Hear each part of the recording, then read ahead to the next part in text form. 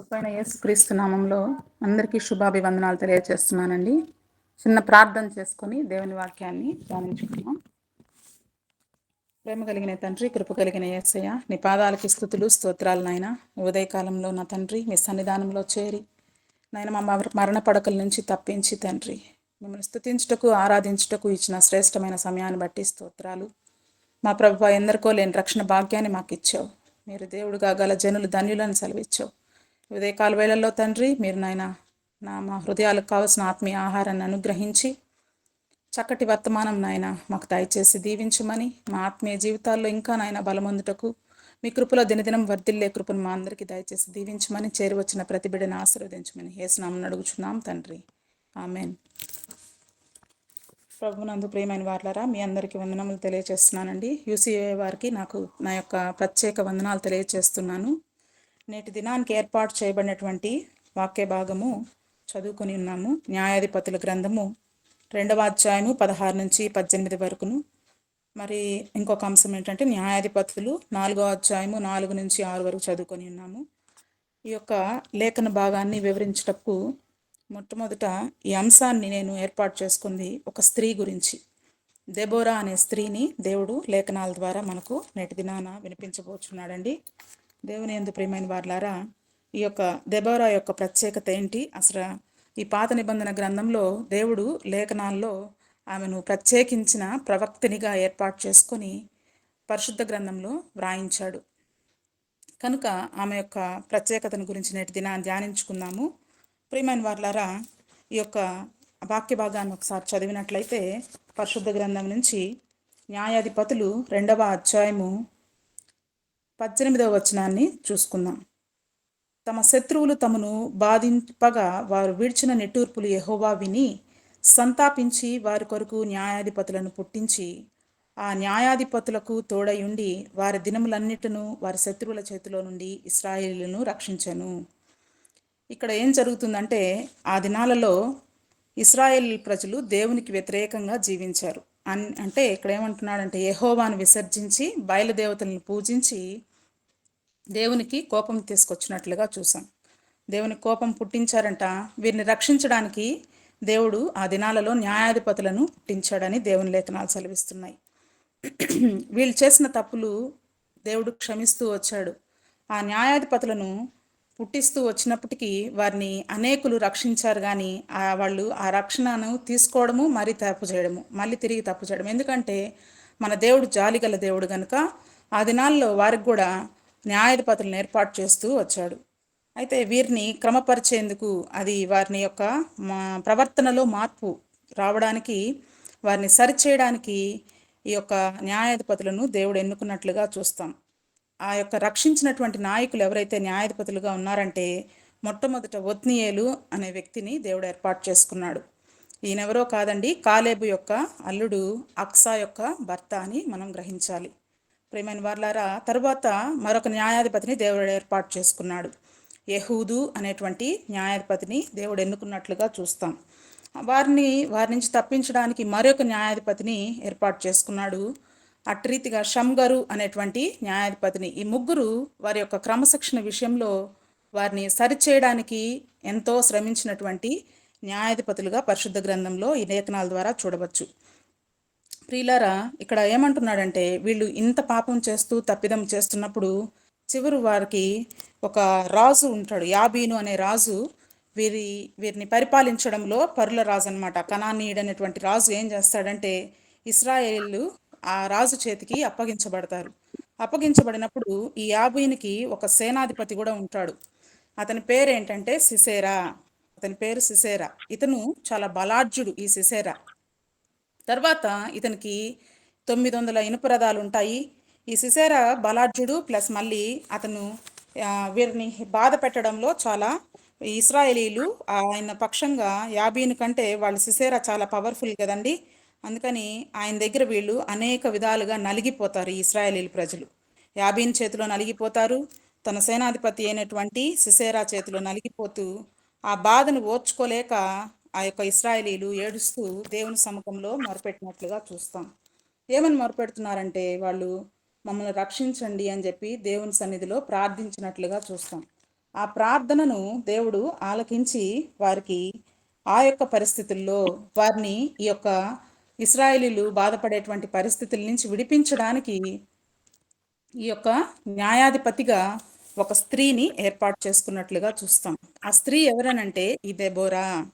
మనం గ్రహించినట్లయితే ఒక స్త్రీ ఏంటి, ఈ యొక్క న్యాయాధిపతిగా ఉండడం ఏంటి అనేది చాలా మనకు ప్రశ్నలు వస్తూ ఉంటాయి. స్త్రీ ఏంటి, సమాజాన్ని నడపగలుగుతుందా, ఈ యొక్క శత్రు రాజ్యాన్ని ఎలా ఎదుర్కొంటుంది, వారిని మంచి మార్గంలో సమాజాన్ని ఎలా నడపగలుగుతుంది అనేటువంటి ప్రశ్న మనలో కూడా నేటి దినాల్లో ఉంటుంది. గమనించినట్లయితే ఆ దినాల్లో కూడా ప్రశ్న ఉంది. కానీ ఒకటి మనం గుర్తుంచుకోవాలి ప్రియులారా, ఏంటంటే దేవుడు ఏర్పరచుకుంటే స్త్రీ కానీ పురుషుడు అనేది లేనే లేదు. ఆయన యొక్క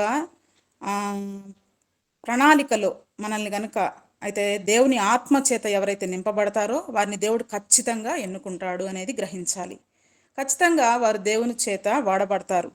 కాబట్టి మనుషుల యొక్క ఆలోచనలు వేరే, మనుషులు చూపించేటువంటి తారతమ్యాలు వేరే, మనుషుల యొక్క తలంపులు వేరే. కానీ మన ప్రభువైన దేవుని తలంపులు చాలా ఉన్నతమైనవి. మన తలంపులు ఆయన తలంపులు చాలా వ్యత్యాసం కలిగినవి. కనుక దేవుడు అంటాడు ఇక్కడ కీర్తనలను చూసినట్లయితే కనుక 115 అధ్యాయము 13వ వచనంలో అంటాడు, ఎవరిని దేవుడు ఎన్నుకుంటాడంటే పిన్నలనేమి పెద్దలనేమి తన యందు భయభక్తులు గల వారిని యెహోవా ఆశీర్వదిస్తాడు, వారిని ఏర్పాటు చేసుకుంటాడు. వయసుతో దేవునికి సంబంధం లేదు, అందచందాలతో దేవునికి సంబంధం లేదు, చదువుతో సంబంధం లేదు, జ్ఞానం వీరికి ఉందా లేదా అనే పిన్నలనేమి తక్కువ వారు కాదు, పెద్దవారు కాదు, గొప్పవారు కాదు, ఎవరినైనా కూడా దేవుడు ఎన్నుకుంటాడు. ముఖ్యంగా ఎవరైతే ఆయన సన్నిధికి వచ్చి ఆయనకు చోటిస్తారో, ఎవరైతే పరిశుద్ధతకు కలిగి జీవిస్తారో, ప్రభు మాటకు ఎవరైతే లోబడతారో అటువంటి వారికి ఖచ్చితంగా ఒక గొప్ప స్థానాన్ని దేవుడు దయచేస్తాడు. వారిని ఎంతటి ఉన్నత స్థితికైనా దేవుడు తీసుకొని వెళ్ళగలడని నేను ఖచ్చితంగా చెప్పగలను. కనుక ప్రియులారా, ఈ రీతిగా ఈ యొక్క దెబారాని ఏ రీతిగా తను ఏర్పాటు చేసుకున్నాడో, ఏ రీతిగా ఆశీర్వదించాడో, ఈ యొక్క న్యాయాధిపతిగా ఈ యొక్క అనేక మంది ఇశ్రాయేలు ప్రజలను ఏలుటకు ఆమెను ఎన్నుకున్నట్లుగా పరిశుద్ధ గ్రంథంలో తెలియజేస్తూ ఉంది. ఈ మాటను మనం గమనించినట్లయితే న్యాయాధిపతుల గ్రంథము 4వ అధ్యాయము 4వ వచనాన్ని ఒకసారి చదువుతానండి. ఆ కాలమున లప్పీదోతునకు భార్య అయిన దెబోరా అను ప్రవక్తి ఇశ్రాయేలీలకు న్యాయాధిపతినిగా ఉండెను అని దేవుని వాక్యం సెలవిస్తుంది. ఈమె ఎవరు అనంటే లప్పీదోతునకు భార్య అయిన దెబోరా అని బైబిల్ గ్రంథంలో రాయబడి ఉంది. పాత నిబంధన కాలంలో గమనిస్తే కనుక అక్కడ ఒక తండ్రి యొక్క వంశం గురించి చెప్తూ వస్తాడు, లేదనంటే భర్తను గురించి. ఈ రీతిగా మనకు వారి యొక్క వంశపు సంబంధంగా పరిచయాలు చేస్తూ వస్తారు. కనుక ప్రియులారా, ఇక్కడ మనం గమనిస్తే కనుక ఈ లప్పీదోతునకు భార్య అయినటువంటి దెబోరా అనే మాటను మనం ప్రత్యేకంగా చూడాలి. లప్పీదోతు భార్య అన్నప్పుడు ఆమె ఎటువంటి స్త్రీగా ఉంది, దేవుడు ఆమెను ఎందుకు ఎన్నుకున్నాడు అని అంటే, మొదట దెబోరా అనే పదాన్ని మనం గ్రహించినట్లయితే ఈ దెబోరా అనే పదానికి అర్థం ఏంటంటే తేనెటీగా అని గమనించాలి. మరి తల్లిదండ్రుల నేపథ్యం అక్కడ రాయలేదు, వారి కుటుంబ సంబంధమైనవి ఏ విషయాలు వివరాలు కూడా ఈ పరిశుద్ధ గ్రంథంలో లిఖించబడలేదు. కానీ ఈ స్త్రీ ప్రత్యేకత ఏంటి, ఈ స్త్రీని దేవుడు ఎందుకు ఎన్నుకున్నాడో కానీ ఆ దెబోరా అనే పేరుకు తగినట్లుగా అర్థానికి సంబంధించి ఆమె జీవితము అటు రీతిగా ఆశీర్వదించబడినట్లుగా చూస్తాం. మరి ఈ తేనెటీగా అనే పేరు ఆమెకి కరెక్ట్గా సరిపోయింది. ఎందుకంటే ఈ స్త్రీ చాలా చురుకైనది, చాలా ప్రత్యేకమైన స్త్రీ. దెబోరాను దేవుడే ఏర్పాటు చేసుకున్నాడు. దేవుడు తన యొక్క ప్రజల కొరకు ఈమెను నియమించుకున్నాడు. కనుక దేవుడు లేపిన వారిని ఎవరు ఆపగలరు అనే ప్రశ్న మనము వేసుకోవాలా. ఎవరు కూడా పడగొట్టలేరు. దేవుడు ఏర్పాటు చేసుకున్న వారిని ఎవరు కూడా నిర్మూలం చేయలేరు అనే దేవుని వాక్యం సెలవిస్తూ ఉంది. కాబట్టి ఈ స్త్రీ ఆ తేనెటీగా అనే మాటకు సంబంధించి అర్థవంతమైనటువంటి జీవితాన్ని తను జీవించినట్లుగా చూస్తాం. ఏ విషయంలో ఆమె ప్రకాశించిందో, దేవుడు ఆమెకు అప్పగించిన పనిని తప్పక నెరవేర్చిన స్త్రీగా ఈ పరిశుద్ధ గ్రంథంలో లిఖించబడి ఉన్నాయి. మరి గమనిస్తే ఆమెలో కొన్ని లక్షణాలు ఉన్నట్లుగా చూస్తాం. ఆమె పేరుకు తగిన విధంగా నేను ఆమె పేరులో ఏదైతే తేనెటీగ ఉందో ఆ అంశాన్ని, మరి ఆ స్త్రీగా ఆమె ఏ రీతిగా బాధ్యతగా జీవించిందో ఆమెలో ఉన్న కొన్ని లక్షణాలను వివరించి వాక్యాన్ని ముగిస్తాను. ప్రేమైన వాళ్ళ, మొట్టమొదటిగా చూసినట్లయితే ఆ స్త్రీకి కలిగినటువంటి గొప్ప లక్షణము లప్పీదోతు భార్య దెబోరా అని మనకు వ్రాయబడి ఉంది. మరి గమనించినట్లయితే ఇక్కడ బాధ్యత గల భార్యగా ఈవిడ ఉన్నట్టుగా చూస్తాం. భార్య అనే స్థానమే చాలా బాధ్యత గల స్థానం. భర్తకు దేవుడు ఏర్పాటు చేసినటువంటి ఒక సాటి అయిన సహకారి ఎవరంటే స్త్రీనే కదండి. భర్త జీవితంలో ఈ యొక్క యుక్తమైనటువంటి జీవిత భాగస్వామే ఈ స్త్రీ. కాబట్టి దేవుడు అంటాడు ఆ భార్యాభర్తలు ఇద్దరిని ఏక శరీరులు అని పరిశుద్ధ లేఖనాలు తెలియజేస్తున్నాయి. మనము అందుకనే ఒక మాటను ఏకీభవించాలి. బాధ్యతను అంగీకరించినప్పుడే వారు నిజమైనటువంటి భార్య భర్తగా మనము వారిని గురించి చెప్పుకోవచ్చు. ఎవరికి వారుగా ఉంటే కనుక అది దేవునికి వ్యతిరేకమైనటువంటి మాట. కనుక ఏ కుటుంబం అయినా సరే ఆ యొక్క వాళ్ళకి జీవితాల్లో ఇద్దరు ఏక శరీరంగా ఒక బాధ్యతాయుతంగా ఒకరికి పట్ల ఒకరు ప్రేమ కలిగి నడుచుకున్నట్లయితే అది నిజమైనటువంటి బాధ్యతాయుతమైనటువంటి స్త్రీగా చెప్పుకోవచ్చని దేవుని వాక్యం సెలవిస్తుంది. మరి ఈ బాధ్యతను స్త్రీ గురించే ఎందుకని అక్కడ నేను చెప్తూ ఉన్నానంటే, ఈమె లప్పీదోతకు ఎటువంటి భార్య అంటే చాలా విధేయత కలిగినటువంటి స్త్రీ అంట, చాలా నమ్మకమైన స్త్రీ అంట, అత్యంత శక్తిగల స్త్రీగా దేవునికి ఆ యొక్క భర్తకు ఏ విధంగా అంటే చాటుగా మంచి భార్యగా ఈమె దేవుని యందు భయభక్తులు కలిగినటువంటి స్త్రీగా ఏర్పాటు చేయబడినటువంటి బిడ్డ.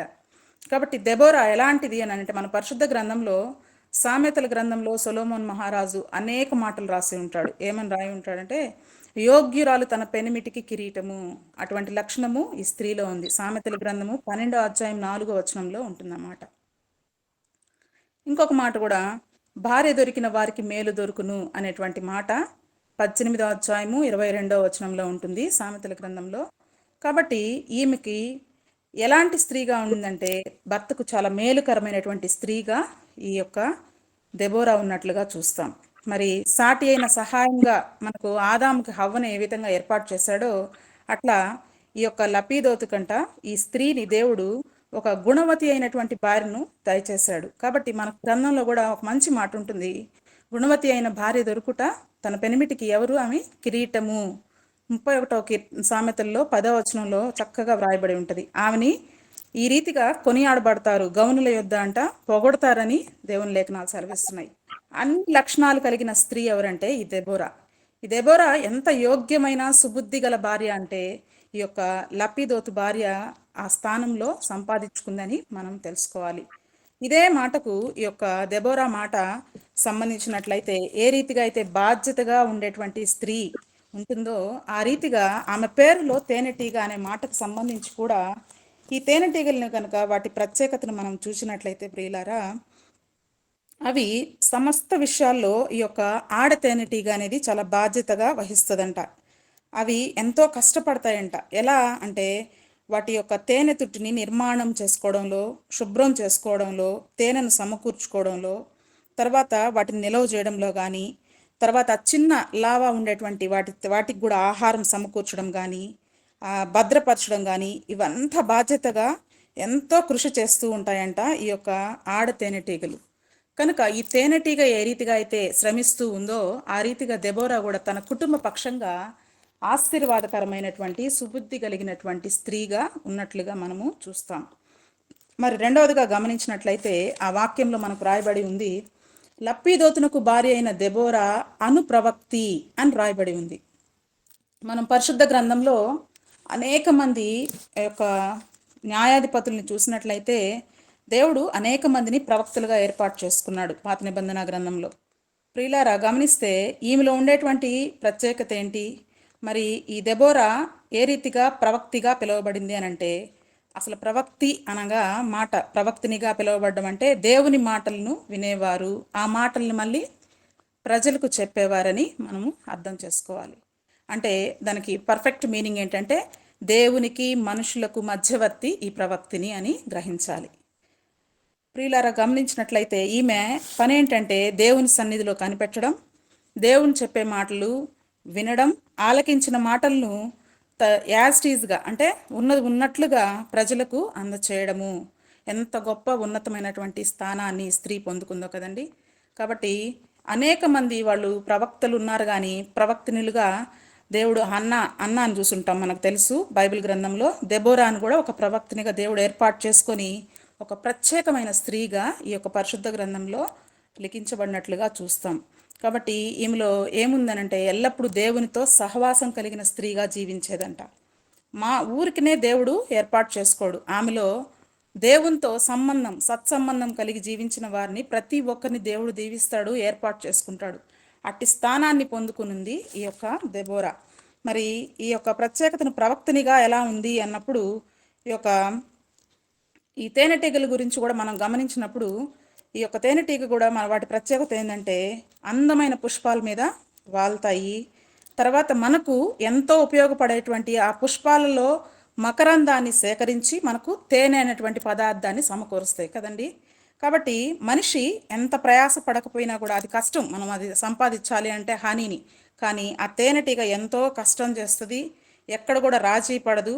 శ్రేష్టమైనటువంటి తేనె అనేది అది ఎంతో శ్రమ పడితే కానీ అది తయారవదు. ఎన్నో వేల పూల మీదకి వాలి కొన్ని వేల కిలోమీటర్లు ప్రయాణం చేసి అది తీసుకొచ్చినటువంటి మకరందాన్ని సమకూర్చుకొని అది మనకు ఆరోగ్య సంబంధంగా మనం ప్రతిరోజు వింటూ ఉంటాం, ఈ తేనె అనేది ఆరోగ్యంగా వాటి కోసం వాడండి అని, మంచి ఇమ్యూనిటీ ఇస్తుందని మనం గమనిస్తాం. కాబట్టి దేవునితో ఏ విధంగా ఈమె సహవాసం కలిగి ఉందో ఈ తేనెటీగ గురించి, తేనె గురించి మన బైబిల్లో చాలా మంచి మాటలు ఈ యొక్క గ్రంథంలో వ్రాయబడి ఉంటాయి. కీర్తనల గ్రంథంలో ఉంటుంది, ఒక మంచి మాట ఉంటుంది. ఏమంటే దేవుని వాక్యము తేనెతో పోల్చబడింది. ఏ రీతిగా అనంటే మన ఇంపైన మాటలు తేనె పట్టు వంటివి అంటాడు. తర్వాత ఆయన వాక్యాన్ని గూర్చి జ్ఞానమే తేనె వంటిది అని సంబోధిస్తూ ఉంటారు అక్కడ. గమనిస్తే ప్రియులారా, మనం నోటి మాటలు ఎలా ఉండాలంటే మధురంగా ఉండాలి. ఇవి మన జీవితానికి తేనె ఏ రీతిగా అయితే ఎముకలకు ఆరోగ్యకరంగా ఉంటుందో దేవుని వాక్యం కూడా మనకు మన యొక్క జీవితాల్లో అనేకులకు మన మాటలు కానీ దేవుని యొక్క వాక్యాన్ని చెప్పేటప్పుడు ఆరోగ్యాన్ని, ఇతరుల ప్రాణానికి నెమ్మదినిచ్చేదిగా, వారి ఎముకలకు సత్తువనిచ్చేదిగా ఉండేటట్లుగా మన యొక్క సంభాషణ ఉండాలని దేవుని వాక్యం సెలవిస్తుంది. అట్టి స్త్రీగా ఈమె దేవుని మాటలను ఇతరులకు చెప్పేటప్పుడు ఆ తేనె వంటి మాటలు ఏ రీతిగా అయితే రుచికరంగా, మధురమైనవిగా, శ్రేష్టమైన తేనె ఏ రీతిగా అయితే ఆరోగ్యకరంగా ఉంటుందో అటువంటి స్త్రీగా, ఒక ప్రవక్తనిగా దేవుని చేత ఏర్పాటు చేయబడిన బిడ్డగా ఉన్నట్లుగా చూస్తాం. కాబట్టి ఈ ఇంపైన మాటలు మన యొక్క బాంధవ్యాల్ని ఎంతగానో బలపరుస్తాయి. మనం ప్రేమతో మాట్లాడితే అనేకులు దేవుని సన్నిధానానికి వస్తారు. మనం ప్రేమతో దేవుని వాక్యాన్ని వారితో పంచుకుంటే అనేక మందిని మనము విశ్వాసంలోకి నడిపించగలుగుతాం. కాబట్టి ఇటువంటి వాళ్ళు ఎవరైతే దారి తప్పిపోతూ ఉంటారో వారికి మనము ప్రకటించేటువంటి మాటలు తేనె వంటి మాటలుగా, మధురమైనవిగా, అనేకులకు ఆశీర్వాదకరమైనవిగా ఉండాలని దేవుని యొక్క వాక్యం ద్వారా మీకు తెలియజేస్తూ ఉన్నాను. మరి మూడవదిగా గమనించినప్పుడు అదే వాక్యంలో అక్కడ ఏమంటున్నాడంటే ప్రవక్తనిగా ఇశ్రాయేలీలకు న్యాయాధిపతినిగా ఉండెను అని అంటున్నాడు. మరి ఈమెలో ఉండేటువంటి గొప్ప దేవుడు ఇచ్చినటువంటి ఆధిక్యత ఏంటంటే న్యాయాధిపతి స్థానం ఇచ్చాడు దేవుడు. ఈ న్యాయాధిపతిని స్థానం అనంటే ఒక జడ్జిగా, అనేకులకు ఆశీర్వాదకరమైన బిడ్డగా, ఒక బాధ్యతగా ఆమె ఎలా నడుచుకుంది అని అంటే ఆ దినాలలో 14 మంది న్యాయాధిపతులు ఉన్నారంట. కానీ అందులో ఒక స్త్రీని దేవుడు ఏర్పాటు చేసుకున్నాడు. స్త్రీ న్యాయాధిపతిగా ఉండడం అంటే ఈమె ఒక ఎఫ్రాయిము గోత్రీకురాలే. కానీ ఈమె కుటుంబ నేపథ్యం కానీ ఇంతకు ముందు కానీ ఎవరైనా న్యాయాధిపతులు ఉన్నారా అంటే ఎవరూ లేరు. కానీ దేవుని చేత ప్రత్యేకంగా ఏర్పాటు చేయబడినటువంటి స్త్రీ. ఈమెను ఎలా ఎన్నుకున్నాడంటే ఒక లీడర్గా, జడ్జిగా, అనేకులకు తీర్పు తీర్చడం, న్యాయం చేసే వాళ్ళనే జడ్జి అంటాం కదండి మనము.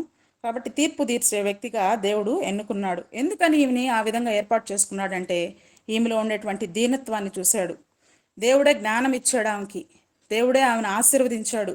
ఆ పదవిని నిలుపుకోవడానికి, ఆ యొక్క న్యాయాన్ని నెరవేర్చాలి అన్నప్పుడు, తీర్పు తీర్చాలి అన్నప్పుడు ఆ భయభక్తులు కలిగిన స్త్రీ కనుక దేవుడు ఆమెని అటు రీతిగా జ్ఞానంతో నింపి నడిపించినట్లుగా చూస్తాం.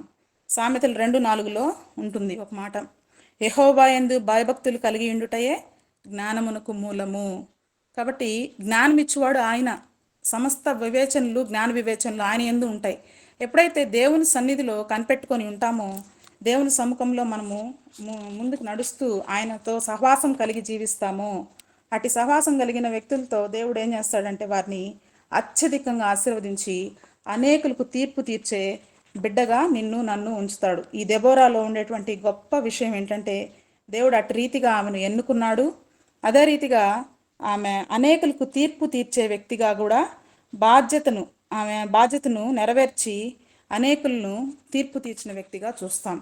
కానీ ఈ యొక్క న్యాయం చెప్పేటప్పుడు ఆమెలో ఒక దేవుడు ఒక ఎగ్జాంపుల్, న్యాయాధిపతిగా ఆమె ఏ రీతిగా గొప్పగా సాధించిందో, అనేకుల్ని పురికొల్పిందో, అనేకులకు ఆ యొక్క ఉజ్జీవాన్ని చేసిందో అనేటువంటి ఒక ఇన్సిడెంట్ అదే అధ్యాయంలో 4వ అధ్యాయము గమనించినట్లయితే ప్రియులారా, మనము చూసినట్లయితే 9 నుంచి ఆ యొక్క చివరి భాగం 15, 16 వరకు ఉంటుందండి. నేను దాన్ని మీకు ఒక అంశంలాగా చెప్పి నా యొక్క ముగింపులోకి వెళ్తాను. ఏమని ఉందంటే, న్యాయాధిపతిగా తను యుద్ధంలో ఏ రీతిగా విజయాన్ని పొందింది, ఇశ్రాయేలీల పక్షంగా ఏ రీతిగా తను జయాన్ని పొందిందంటే, దేవుడు ఎట్టి జ్ఞానం చేత ఆమెను నడిపించాడో ఒకసారి చూసినట్లయితే, అక్కడ బారాకు అనే ఒక యవనస్తుడు ఉంటాడు. ఆ యవనస్తుడు ఏం చేస్తుందంటే, నువ్వు ఖచ్చితంగా యుద్ధానికి వెళ్ళాలి. యుద్ధానికి ఎవరితో మనం యుద్ధం చేయబోతున్నామనంటే, ఆ యొక్క సిసేరాతో యుద్ధం చేయబోతున్నాం. యాబీను రాజును దేవుడు నేడు నీకు అప్పగించనై ఉన్నాడు అని చెప్పినప్పుడు, ఆ యొక్క బారాక్ ఏం చేస్తాడంటే 10,000 మంది సైన్యాన్ని తీసుకొని ఏర్పాటు చేసుకొని వెళ్తాడు. కానీ యుద్ధానికి తాను చాలా పిరికివాడు, యవనుడే కానీ బలార్జుడు అన్నీ ఉన్నాయి, సైన్యం ఉంది, కానీ చాలా పిరికివాడు. అయితే ఆ యవనస్తుడు అంటాడు, అమ్మ నీవు నాతో రావాలి, నేను యుద్ధానికి నేను ఒక్కడనే పోలేను, చేయలేను అని బలహీన మాటలు మాట్లాడినప్పుడు, అప్పుడు ఆమె ఒక ప్రవచనాన్ని చెప్తుంది. ఏమనంటే, కాబట్టి దేవుడు ఒక స్త్రీ ద్వారా ఇశ్రాయేలీలందరికీ విజయం ఇవ్వబోతున్నాడు అనే ప్రవచనాన్ని చెప్తుంది. ఆ చెప్పిన వెంటనే తనలో ఉండేటువంటి ఆ ప్రవచనాన్ని దేవుడు తప్పక నెరవేర్చే దేవుడు మన దేవుడు. కాబట్టి ఆ చెప్పిన ప్రవచనాన్ని దేవుడు నెరవేర్చాడనమాట. ఏ విధంగా నెరవేర్చాడంటే, ఈ యొక్క దెబోరా తన సైన్యాన్ని తీసుకొని ఆ యొక్క బారాకుతో యవనస్తుని తీసుకొనేసి ఆ 10,000 మంది సైన్యాన్ని తీసుకొని యుద్ధానికి వెళ్తుంది. ఈ యుద్ధానికి వీళ్ళు వస్తున్నారని గ్రహించినటువంటి ఈ యొక్క సిసేరా ఆ యొక్క 900 రథములు తీసుకొని ఆ తాబోరు కొండ దగ్గరికి వస్తాడు. తాబోరు కొండ దగ్గరికి వచ్చినప్పుడు ఈమె దేవుణ్ణి ఆనుకున్నటువంటి స్త్రీ కనుక దేవుడు అద్భుత రీతిగా ఈమె పక్షంగా ఉండి, ఈమె ఎంతో విశ్వాసంతో ఖచ్చితంగా విజయము మందే, దేవుడు మనకు ఈరోజు అప్పగింపబోతున్నాడని ఏ మాట అయితే ప్రవచించిందో ప్రవక్తినిగా, ఆ ప్రవచనాన్ని దేవుడు నెరవేర్చాడు. ఏ రీతిగా అని అన్నప్పుడు, ఆ కొండ ప్రాంతానికి వచ్చినప్పుడు ఆ సిసేరా వీరి సైన్యాన్ని చూసి భయంతో ఏం చేస్తాడంటే పారిపోతాడనమాట. ఆ మాట దాంట్లో చాలా బాగా రాయబడి ఉంటుంది. ఒకసారి చదువుతానండి. 15వ వచనం, 4వ అధ్యాయము న్యాయాధిపతులు 15వ వచనం. బారాకు వారిని హతం చేయనట్లు యెహోవా సిసేరాను అతని రథములన్నిటినీ అతని సర్వసేనను కలవరపరచగా అని చూడండి. సిసేరా తన రథము దిగి కాలినడకన పారిపోయాను. కాబట్టి పారిపోయిన తర్వాత బారాకు ఆ రథములు సేనను అన్యుల హరోషేతు వరకు తరుమగా సిసేరా యొక్క సర్వసేనము కత్తివాత కూలెను, ఒక్కడైనను మిగిలి ఉండలేదు. అటు రీతిగా దేవుడు విజయాన్ని ఇచ్చాడనమాట. ప్రతి ఒక్కరిని అప్పుడు సిసేరా ఆ శత్రు సైన్యం ఎవరైతే ఉన్నారో వాళ్ళందరినీ వరుసగా చంపుకుంటా వచ్చేసాడు. అప్పుడు దేవుడు వాళ్ళకి ఏ రీతిగా విజయం ఇచ్చాడంటే, ఈ యొక్క స్త్రీ పక్షంగా ఆయన న్యాయం తీర్చాడు. తీర్పు తీర్చే దేవుడు మన దేవుడు. కాబట్టి న్యాయాధిపతిగా ఆమెకి జ్ఞానం ఇచ్చిందే కాకుండా, ఆమె ప్రవచించే ప్రవక్తనిగా ఏర్పాటు చేసుకోవడమే కాకుండా ఈ యుద్ధంలో విజయం సాధించాడు. దీనికి అందరికీ కారణం ఏంటి అని గ్రహించాలంటే, మనము దేవుడు మన పక్షంగా ఉండి వ్యాజ్యమాడతాడు. ప్రేయర్ చేసుకుంటే ప్రతి ఒక్కరి ప్రార్థనలు ఆలకించి జ్ఞానం ఇస్తాడు. ఎట్టి సందర్భాల్లో కూడా ఆయన మనకు విజయాన్ని దయచేస్తాడు. కాబట్టి ఈమెలో ఉండేటువంటి బలమైన విశ్వాసం దేవుని పట్ల, ఆ విశ్వాసం నీవు నేను కలిగి ఉండాలి. విశ్వాసం కలిగి జీవిస్తే గనక ఎంతటి పరిస్థితులనైనా మనము ప్రార్థన ద్వారా జయిస్తాము అనేటువంటి ఆ యొక్క దెబోరా యొక్క జీవితంలో మనము చూడవచ్చు ప్రియులారా. మరి గమనిస్తే కనుక లాస్ట్ మాట ఏముందంటే, 5వ వచనం చూసినట్లయితే, ఆమె ఎఫ్రాయిమీల మన్యమందలి రామాకును బేతేలుకును మధ్యనున్న దెబోరా సరళ వృక్షము క్రింద తీర్పుకై కూర్చుంటకద్దు, తీర్పు చేయుటక ఇశ్రాయేలీలకు ఆమె యొద్దకు వచ్చుచుండిరి. ఈమె అనేకులకు ఏ రీతిగా ఉండిందంటే, ఆ యొక్క సరళ వృక్షము క్రింద కూర్చున్నటువంటి స్త్రీగా ఉందంట. అంటే సరళ వృక్షము క్రింద అన్నప్పుడు మన యొక్క ఇంగ్లీష్లో దీన్ని ఏమని పిలుస్తామంటే, సరళ వృక్షము అనగా డేట్ పామ్ ట్రీ అంటారు ఇంగ్లీష్లో. డేట్ పామ్ ట్రీ అంటే ఖర్జూర వృక్షం అనమాట. దేవుడు ఈ వృక్షానికి చాలా ప్రత్యేకమైనటువంటి స్థానాన్ని ఇచ్చాడు మన పరిశుద్ధ గ్రంథంలో.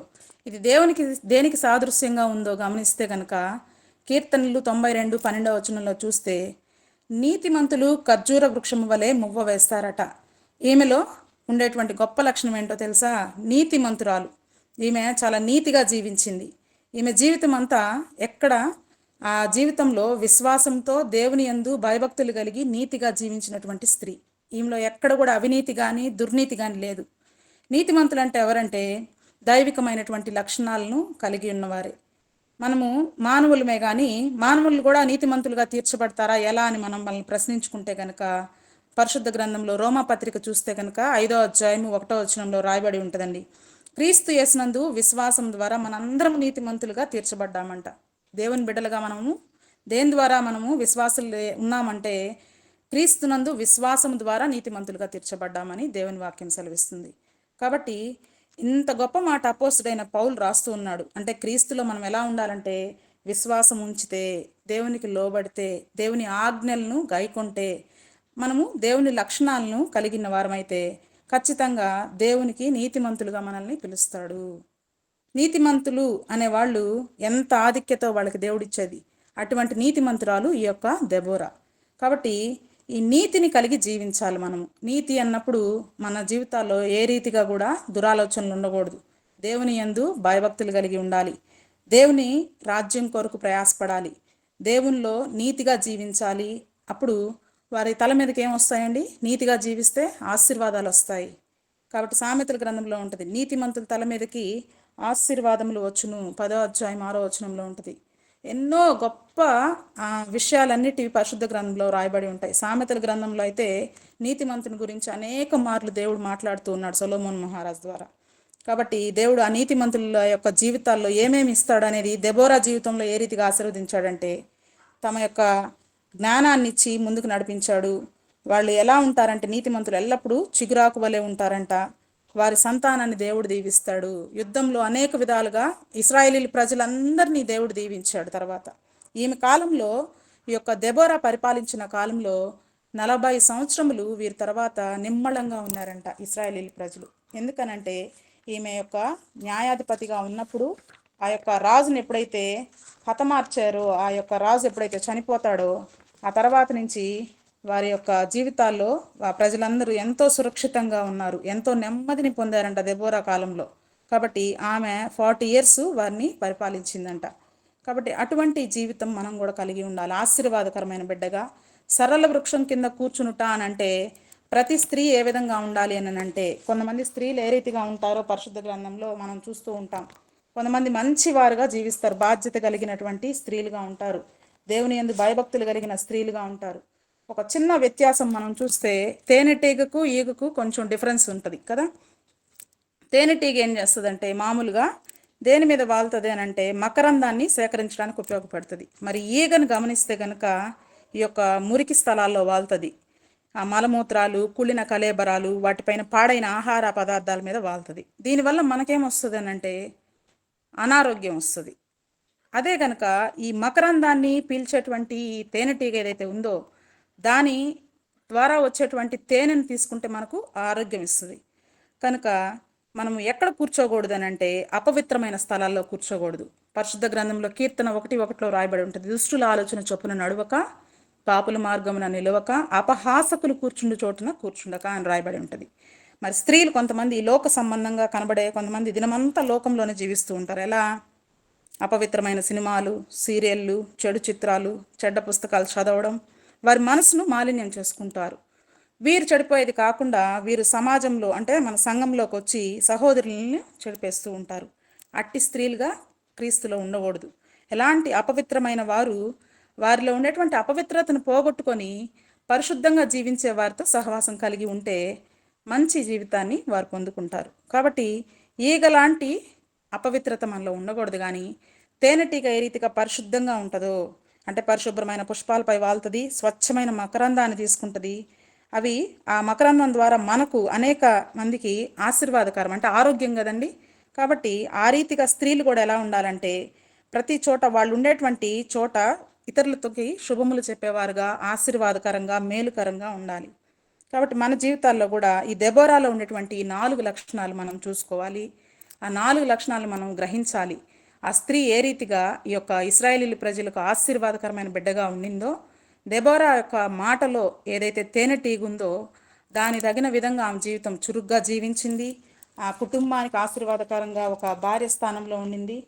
తర్వాత సమాజానికి ఉపయోగపడినటువంటి స్త్రీగా ఉండింది. తర్వాత ఇశ్రాయేలీల ప్రజలకు న్యాయాధిపతి స్థానాన్నిగా ఉండింది.